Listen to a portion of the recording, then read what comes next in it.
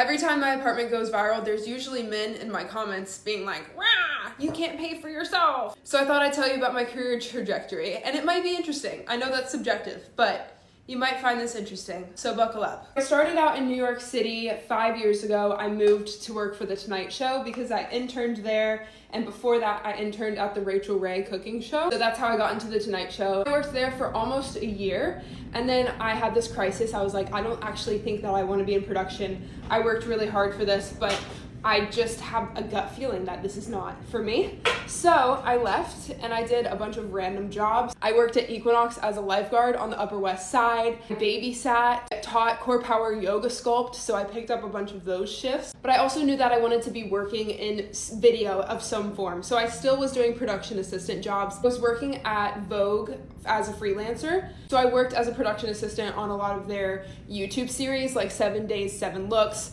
What's in My Purse, the Met Gala, etc. All the while, I started to make videos on the weekends of doing different things for as little money as possible since I was making minimum wage. Then after a while, I had enough videos that did well that I decided to apply for content creator roles in-house. So not an influencer, but a content creator. I actually had so many insane interview opportunities just because I had a lot of viral content on my page, even though I wasn't an influencer per se. I could prove that I could make a video. From there, I got a content creator role in-house at a skincare brand in Flatiron District. So I was there 3 days a week, $38 an hour. And then I was working the other 2 days as a babysitter, a yoga sculpt instructor. I did basically anything, and I was working different shoots, freelance. And then one day I got laid off or fired, mutually separated, and I realized I could be freelance as a content creator. So that's what I did. That gave me so much drive. When I got laid off from the skincare job, I was determined to not go back to corporate.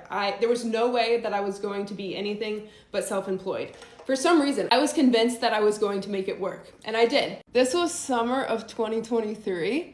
So I got some of my first freelance gigs. I was working for a drink brand, making videos for their social media, and also making videos for this Swedish activewear brand. That covered my rent very easily. So my side hustles covered the rest. All the while I was making videos for my own channel and growing that, and it was so motivating because I had all these creative ideas that I wanted to make. So summertime I was freelancing, I was hustling, and by Christmas time I had a bunch of managers emailing me for influencer representation. January 2024, I got a manager and I went full-time in content creation, left all of my side hustles. Then I was finally able to move out and live on my own because I'd been living with Facebook roommates for years in New York. That was one of my goals with content creation, honestly, to be able to live alone. But yeah, I've been full-time for over 2 years. My brain is very all over the place, so with this job, I get to do a bunch of different jobs all the time, so it's perfect. Content creation has led to so many different friendships all around the world, and I've met so many different women. It's honestly such a connector. I know there's a lot of negatives to social media, but there's so many positives. I could have never dreamed up the opportunities that I've gotten from this. I do pay my own rent, and the guarantor fee, the external guarantor fee, was really expensive. But you know what? People will discount you no matter. I'm very girly pop and very successful at the same time. Gag it. You know what? I can't believe I live here either. But I'm very thankful, and I'm so thankful for this sweet corner of the internet. Mwah.